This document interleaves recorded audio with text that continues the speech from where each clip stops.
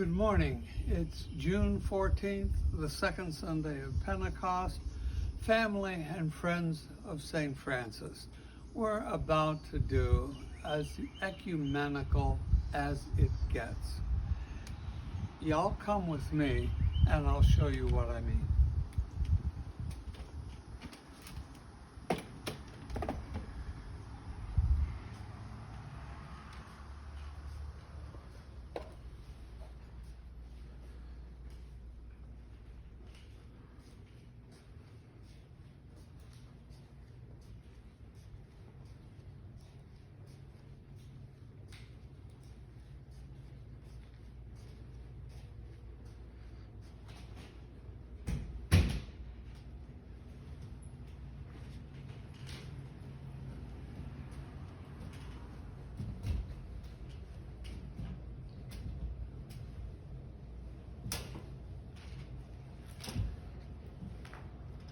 So for this Sunday, I promised you as ecumenical as you can get. We have a Lutheran priest serving an Episcopal parish, reading from behind an Episcopal altar what I think is perfectly fitting from the previous Pope. So let us all be informed. October 4th, 2012, Vatican City, Pope Benedict XVI has reminded Catholics, that will call all of us, that the liturgy belongs to Jesus Christ and his church and should not be changed according to individual whims.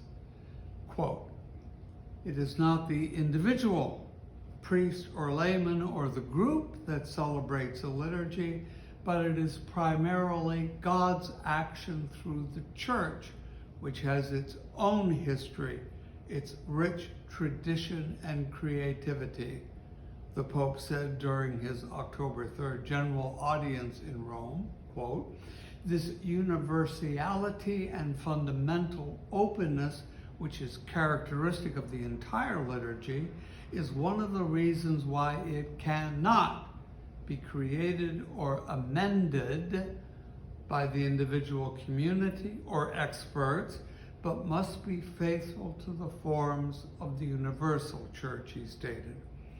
With over 20,000 pilgrims gathered in St. Peter's Square, the Pope explained how the church is made most visible in the liturgy, where God enters into our reality and we can meet him, we can touch him. The liturgy is where he comes to us and we are enlightened by him. The primary importance of Jesus Christ within the liturgy has been a constant theme of Pope Benedict's teaching during his 7-year pontificate. He has often expressed concern that bad teaching can lead some Catholics to view the liturgy horizontally as the creation of a parish or group in which the community celebrates itself. The liturgy is not a kind of self-manifestation of a community, he told pilgrims. Pope Benedict noted that when priests or parishioners reflect on how to make the liturgy attractive, interesting, and beautiful, they can risk forgetting the essential. That is, the liturgy is celebrated for God and not for ourselves. To help counter such erroneous concept, Pope Benedict XVI papal liturgies are always celebrated with a prominent crucifix placed centrally upon the altar. The liturgy is God's work, and he is the subject, the Pope said, adding that this means when it comes to the liturgy, we must open ourselves to him and be guided by him and his body, which is the church.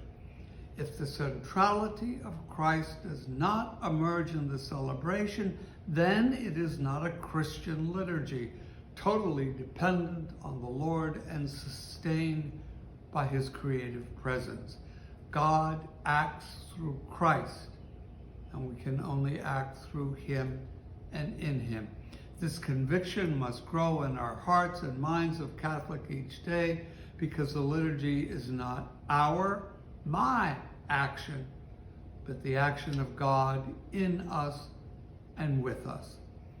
Let us ask the Lord to learn every day to live the sacred liturgy, especially the Eucharistic celebration, praying in the we of the Church that directs its gaze not in on itself, but to God, and feeling part of the living Church of all places and of all time.